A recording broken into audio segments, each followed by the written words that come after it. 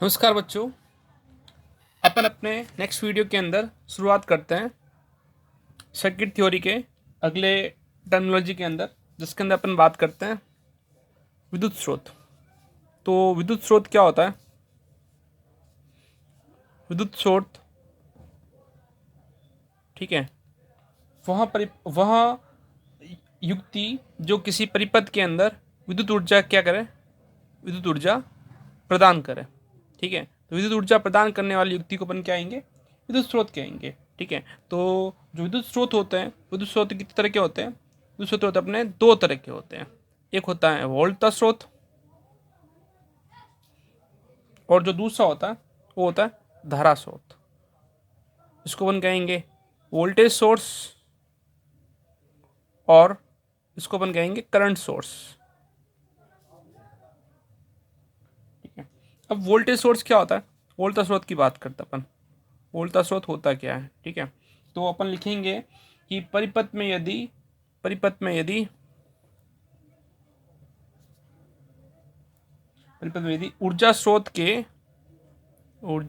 के श्रेणी क्रम में प्रतिरोध हो, तो उस ऊर्जा स्रोत को हम क्या कहेंगे? उस ऊर्जा स्रोत को हम कहेंगे वोल्टा स्रोत कहेंगे। अब किस तरह से जिसको अपन प्रैक्टिकली समझते हैं, ठीक है। वैसे वोल्टेज सोर्स को वी से या अपन इस तरह से प्रदर्शित करेंगे, ठीक है ना, ई से भी कर सकते हैं। ठीक है, तो जैसे ही अपने पास में एक वोल्टेज सोर्स है, ठीक है, ये वोल्टेज सोर्स एक आर एस कोई भी सीरीज में रजिस्टर से जुड़ा हुआ है, और इसको अपन ने जोड़ दिया ये एक लोड रेजिस्टेंस से, तो ये लोड रेजिस्टेंस हो गया अपने पास में आर एल। अब अपन बात करते हैं कि अपन ने किस तरह से कहा कि वोल्टा स्रोत किस तरह से होता है। ठीक है, तो यहाँ पर वोल्टा स्रोत भी दो तरह से होता है। एक होता है आदर्श वोल्टा स्रोत, एक होता है वास्तविक वोल्टा स्रोत। तो ये आदर्श वोल्टा स्रोत और वास्तविक वोल्टा स्रोत में क्या फ़र्क है, इसको देखने के लिए अपन इसमें इसी परिपथ के अंदर धारा का मान ज्ञात करते हैं। ये वोल्टा स्रोत है, तो यहाँ से धारा प्रवाहित होगी आई, और जो अगर अपन इस परिपथ के अंदर धारा का मान निकालने की कोशिश करेंगे, तो आई बराबर क्या होगा? वी अपॉन आर होगा। और जो परिपथ के अंदर प्रतिरोध है वो कौन कौन सा कुल प्रतिरोध है वो क्या होगा? R S plus R L. तो यहाँ पर धारा का मान हो गया आई बराबर V R S upon R L, और इसी परिपथ के अंदर अपन यहाँ पे ए और बी बिंदु पर विभव का मान ज्ञात करने की कोशिश करेंगे। तो वी बराबर क्या रहेगा? ये करंट फ्लो हो रही है आई इंटू आर एल, और आई का मान अपन ने निकाल रखा है, तो आई बराबर क्या हुआ? V R S upon R L into R L. अब ये वी है ना विवो, ये ए और बी सिरे पर विवो है, वी ए बी सिरे पर विवो है। ठीक है, तो हम यहाँ पे अगर बात करते हैं आदर्श वोल्टा स्रोत की, तो आदर्श वोल्टा स्रोत में क्या होता है कि जितना अपन ने यहाँ पे जोड़ रखा है, यहाँ पे कितना जोड़ रखा है? परिपथ के इनपुट सिरे पर जोड़ रखा है वी, और यहाँ पर हमको वी ए बी कितना मिलना चाहिए? वी ही मिलना चाहिए। अब आप यहाँ पे देखो कि वी ए बी वी के बराबर कब होगा? अगर आर एस की वैल्यू यहाँ पे क्या हो? जीरो। आर एस की वैल्यू जीरो, ये जो परिपथ में प्रतिरोध जोड़ रखा है, ठीक है, उसकी वैल्यू जीरो हो, तो यहाँ पे क्या होगा? नीचे zero plus R L into R L, और आर एल से आर एल कैंसिल। इस केस के अंदर वी ए बी की वैल्यू वी के इक्वल होगी। ठीक है, मगर हाँ, तो अपन ये कह सकते हैं कि आदर्श वोल्टा स्रोत वो है जिसके अंदर आंतरिक प्रतिरोध का मान क्या हो? शून्य हो, और वास्तविक वोल्टा स्रोत है जिसके अंदर आंतरिक प्रतिरोध का मान शून्य नहीं हो। लेकिन आपको पता है कि परिपथ का संयोजन हमेशा तार से होता है, ठीक है, और ऐसा कोई तार नहीं होता है जिसका कोई आर नहीं होता है। मतलब हर तार का एक प्रतिरोध जरूर होता है। बिना प्रतिरोध वाला तार बना भी नहीं सकते अपन अभी। ठीक है, तो हम परिपथ के अंदर जो वोल्टा स्रोत काम लेंगे वो वास्तविक वोल्टा स्रोत ही काम लेंगे जिसके अंदर कुछ न कुछ उसका आंतरिक प्रतिरोध होगा। और दूसरी चीज पर अपने बात की थी धारा स्रोत की। ठीक है, तो धारा स्रोत क्या होता है उसको अपन धारा स्रोत को समझने के लिए देखते हैं। अपन बात करते हैं धारा स्रोत की। तो धारा स्रोत, करंट सोर्स क्या होता है? वह विद्युत स्रोत जिसमें समांतर क्रम में प्रतिरोध जुड़ा हो,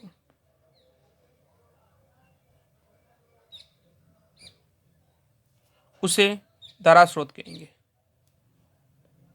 अब इसके बारे में बात करने की कोशिश करते हैं, समझने की कोशिश करते हैं किस तरह से समांतर में प्रतिरोध जुड़ा होना चाहिए। वोल्टेज सोर्स के अंदर अपने पास में था, श्रेणी क्रम के अंदर जुड़ा था।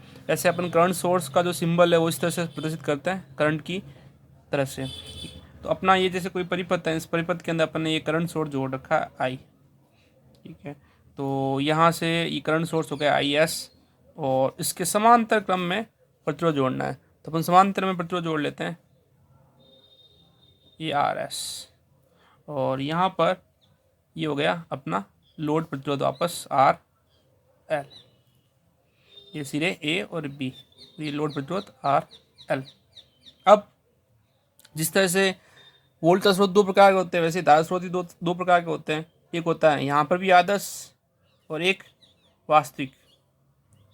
तो आदर्श वोल्टेज स्रोत धारा स्रोत किसे कहेंगे, वास्तविक धारा स्रोत किसे कहेंगे, इसको देखने के लिए अपन यहाँ पर भी धारा को निकालने की कोशिश करते हैं। तो यहाँ से जो धारा प्रवाहित होगी वो आई एस धारा प्रवाहित हो रही है, और लोड के अंदर सपोज करते हैं अपन यहाँ पे आई एल धारा प्रवाहित हो रही है। यहाँ पे धारा समांतर क्रम में है तो यहाँ पे धारा बढ़ जाएगी। तो अगर यहाँ पे आई एल धारा जा रही है, यहाँ से आई एस धारा जा रही है, तो यहाँ कितनी धारा रहेगी, I S minus I L धारा, ठीक है। तब यहाँ पे दोनों सिरों के अंदर, अपने दोनों शाखाओं के अंदर धारा का मान ज्ञात कर लिया।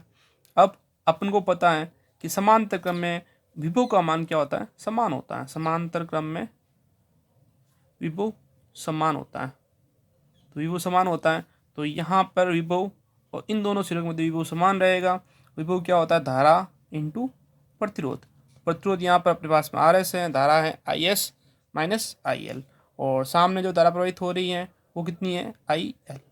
तो हमको अपन को निकालना है यहाँ पे लोड धारा का मान निकालना है। तो इसके लिए अपन को क्या किया, ब्रैकेट को ओपन किया, और इधर अपन ने भी यहाँ पे लोड धारा है, इसको इधर ट्रांसफर कर लेते हैं, I S R S equal to I L R L plus I L R S.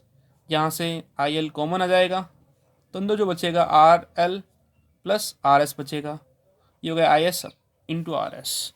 और जो लोड करंट की वैल्यू रहेगी वो क्या रहेगी, I S into are S upon R L plus R S.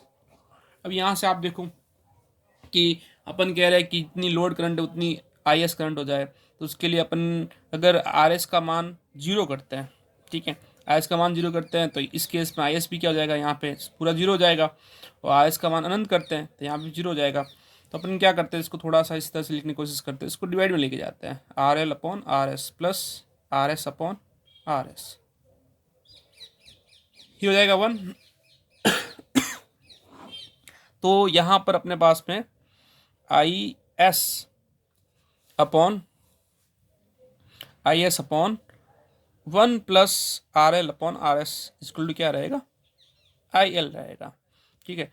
और 2 सेकंड के लिए अगर अपन अब यहाँ पर आर एस की वैल्यू क्या करते हैं, इन्फिनिटी करते हैं, अनंत करते हैं, ठीक है।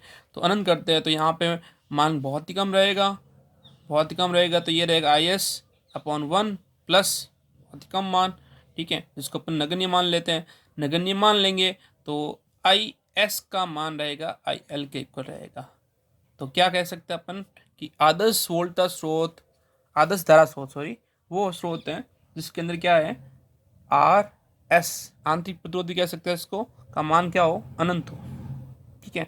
और वास्तविक के अंदर अनंत हो ही नहीं सकता, क्योंकि यदि ये वापस बात हो गई, यहाँ पे कोई तार जोड़ रखा है उसका प्रतिरोध अनंत नहीं होगा, वो अपने में से धारा प्रवाहित करेगा, ठीक है। तो यहाँ पे आई एल और आई एस कब बराबर होगा, जब ये आर एस अनंत हो, आदर्श स्थिति के अंदर होगा वो भी, ठीक है। तो ये अपन जो वर्ड काम ले रहे हैं, विद्युत स्रोत, धारा स्रोत, वोल्टेज स्रोत, ये अपन आगे सर्किट के अंदर डायरेक्ट कहीं पे काम लेंगे, ठीक है। ऐसे कई शब्द है जो आपने पहले ही पढ़ रखे हैं। जैसे अपन बात करते हैं अगले अपने प्रतिरोध के बारे में, ठीक है। तो प्रतिरोध के बारे में सब जानते हैं। प्रतिरोध क्या होता है, प्रतिरोध का प्रतीक होता है आर, और इसको अगर परिवर्तित प्रतिरोध है तो अपन यहाँ दशा रखा है, इस तरह से दर्शाएंगे, ठीक है। और ये जो होता है वो प्रतिरोध नहीं होता है, धारा नियंत्रक होता है, आर एच, ठीक है। और प्रतिरोध होता क्या है, ये होता है किसी भी धारा प्रवाह में बाधा होता है।